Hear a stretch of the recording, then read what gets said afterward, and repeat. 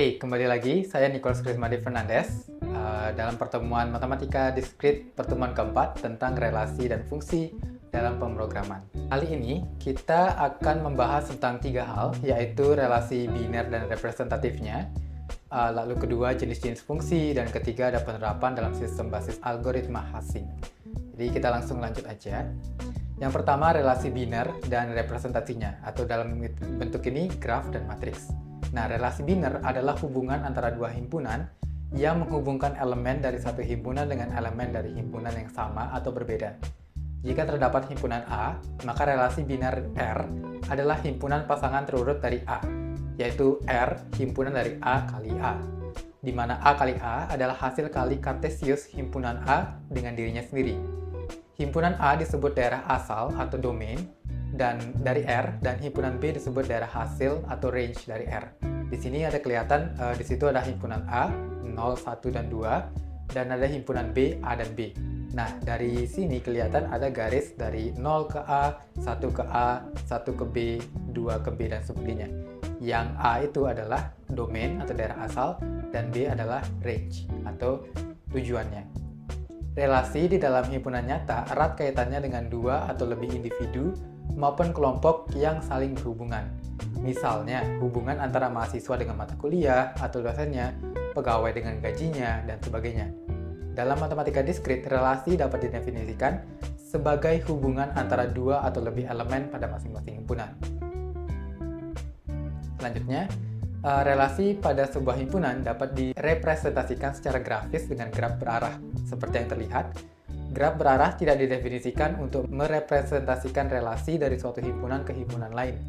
Pada graf berarah, tiap elemen himpunan dinyatakan dengan sebuah titik atau vertex, titik-titik A, B, C, atau D, dan tiap pasangannya dinyatakan dengan busur atau arc, yang arahnya ditunjukkan dengan pada sebuah panah. Jika A dan B adalah elemen dari R, maka busur dibuat dari simpul A ke simpul B. Simpul A disebut simpul asal atau initial vertex, dan simpul B disebut sebagai simpul tujuan atau terminal vertex. Pasangan terurut A, A dinyatakan dengan busur dari simpul A ke simpul A itu sendiri, jadi semacam looping. Itu makanya kita sebut itu sebagai gelang atau kalang atau loop. Contohnya R di sini ada di dalam gambar itu terlihat ada R dari A ke A, ada yang A ke B, B ke A, C ke A, B ke C, B ke D, D ke B, dan C ke D, dan sebagainya. Itu semua adalah relasi pada himpunan A, B, C, D. R direpresentasikan dengan graf berarah. Jadi di sini hanya ada satu arah. Lalu sifat-sifat dari relasi biner itu ada tiga. Yang pertama ada reflektif. Relasi R pada himpunan A disebut reflektif jika relasi A dan A itu adalah elemen dari R untuk setiap A elemen dari A, dari himpunan A.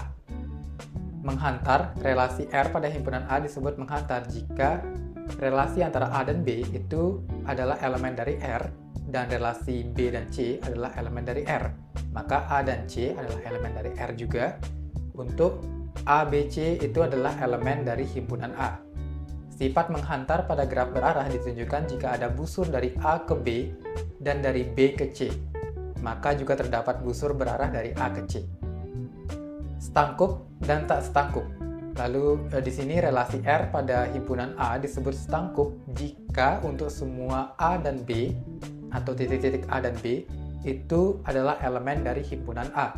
Jika A dan B, relasi antara A dan B itu elemen dari R, maka B dan A, relasi B ke A adalah himpunan dari R. Relasi R pada himpunan A tidak setangkup jika relasi A ke B itu adalah elemen dari R, sedemikian sehingga relasi antara B dan A itu bukan elemen dari R, bukan relasi elemen dari R. Relasi R pada himpunan A disebut tolak setangkup jika untuk semua relasi A ke B adalah elemen dari himpunan A, lalu relasi A ke B adalah elemen dari R, dan B ke A adalah elemen dari R. Hanya jika A bernilai sama dengan B. Relasi R pada himpunan A tidak tolak setangkup jika ada elemen berbeda A dan B, sedemikian sehingga relasi antara A dan B adalah elemen R, dan relasi B ke A adalah elemen R juga.